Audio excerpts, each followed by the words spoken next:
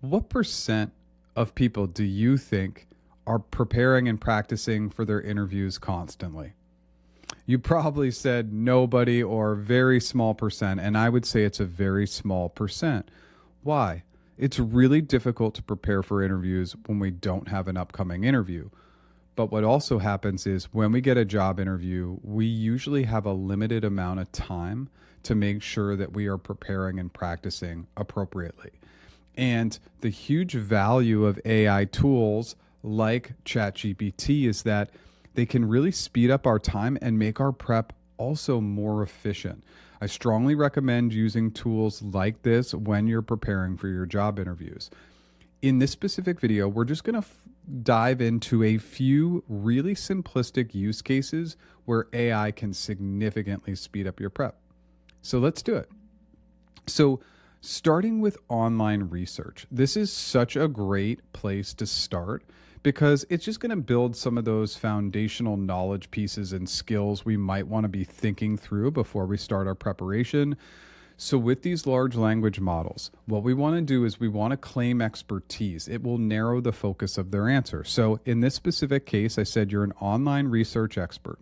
Below, I pasted the job description of the role I'm interviewing for at Google. Please provide any and all reference materials that I should be reviewing before interviewing for this role. Thanks.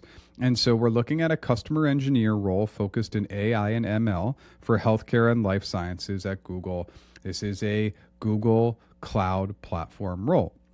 So we just paste the role in here. I cleaned it up just a tiny bit just for ease and simplicity for the tool. And what this does is it congratulates me for securing this role, and then it starts to provide resources, so a little bit more on the products and services. And you can see these are all links that are clickable. It's not making me search all over Google for this Google role to figure out what are the best resources. It's giving me these resources, and then it's giving me the links to all these resources. And as you can see, it can get healthcare specific. It starts to focus on case studies, which are going to be really helpful for me, white papers and in-depth resources, recent development in the news, what's trending is really important, any academic research. And this is just the start.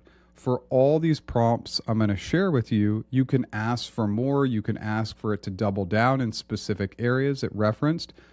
It's a great starting point, and now we have a ton of information that we want to review. Next, let's dive right into our behavioral answers.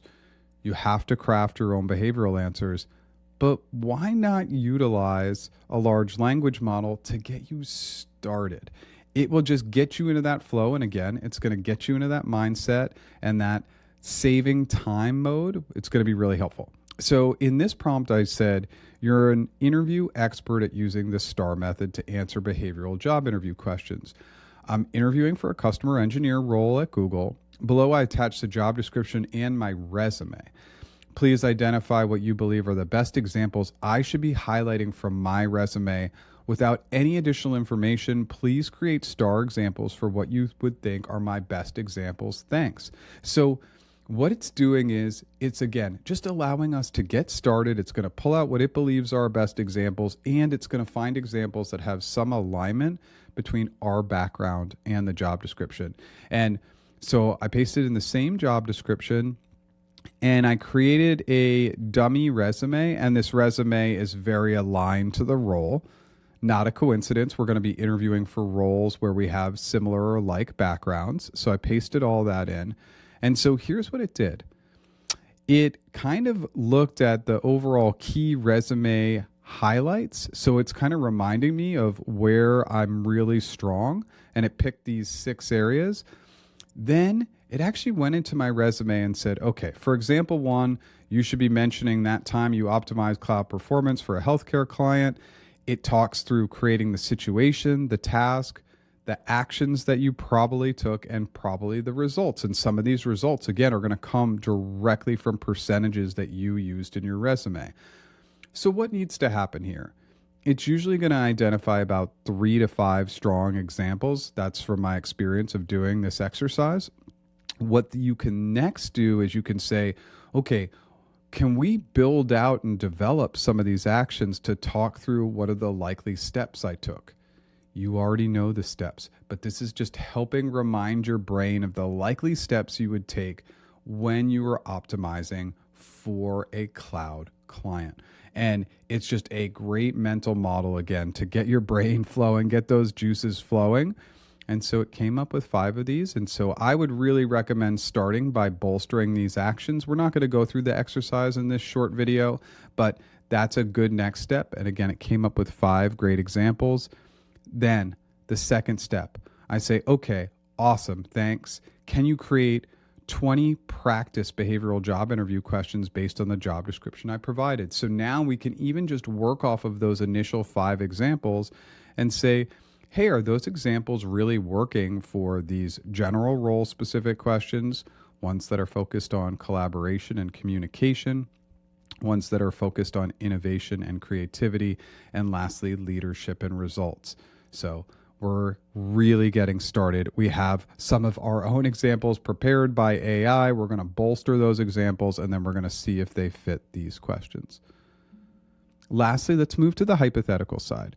So again, for the S.T.A.R method, I don't really need to call out the S.T.A.R method. It's a global method that's very familiar. Now for CFAS method, which is my own unique method for hypothetical questions, I think GPT is pretty familiar with this method considering how many times I've run through that prompt, which is thousands of times. And so obviously it has a good memory, but I'm going to remind it in this case that CFAS is Clarify Framework Assumption Solution method to answer hypothetical job interview questions. Again, I'm reminding it that I'm interviewing for a customer engineer role at Google, and I'm attaching the job description and again, my resume. So now I'm asking it to, let's create some go-to clarifying questions, framework concepts, and assumptions.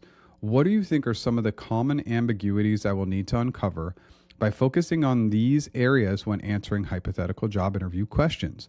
Let's see what you come up with. I always use please and thank you with large language models. Again, is that necessary? Not really, but it's just kind of how I speak. So I put it directly in there in the same language. Again, job description here. And then as we scroll down, again, I have my resume details in here. And so what this is doing is it's trying to help us with the mindset of what are good clarifying questions going to sound like? What are going to be the constant concepts that come up? So absolutely things like customer needs, technical details, engagement goals, resource and constraints, and it's going to give you sample questions here to ask. It's just, again, on the hypothetical side, so much of it is creating the mindset. So many people struggle to even get started. So now AI is really helping us get started. So then when we talk about framework concepts, what are these concepts that are going to be most critical when trying to answer hypothetical questions? Well, we really want to understand problem solving, but more specifically, we want to look at the business and technical challenges. Okay, analysis and alignment. More specifically, we might be highlighting things like relevant case studies when we build in a framework, technical execution plan. We might be talking about things that are scalable and secure in our frameworks. We might be talking about integrations, systems, and then high-level outcomes. We're always going to be wanting to talk about costs and basically data and a bunch of these other items. So again, it's just building great ideas for how we're going to build great framework concepts. And then assumptions. What can we assume with these specific types of roles? Well, we're going to have to make some assumptions around how familiar we are with the customer. What's that relationship? What are things around resource availability? We definitely have to be thinking about regulatory if we're in the healthcare space, a regulated environment. And then scope and goals are always going to be important items that we're going to build into our assumptions before solving.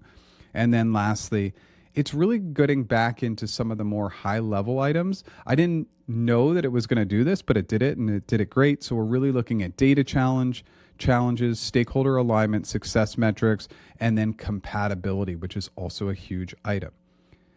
This is giving us shape to the higher level concepts we should be thinking about when answering hypothetical questions. And I remove the solutions for now because it's hard to build solutions without questions. So then, of course, same as I did on the behavioral side, I asked for questions. So I said, awesome, thanks. Can you please create 20 hypothetical job interview questions based on the job description I provided above? And then again, It breaks it down into specific areas: general role specific hypothetical questions, technical problem solving questions, stakeholder engagement and collaboration, framework and strategy, customer objection handling, and adaptability and innovation, metrics and success. So it really broke it down into a number of different categories, more categories than on the behavioral side.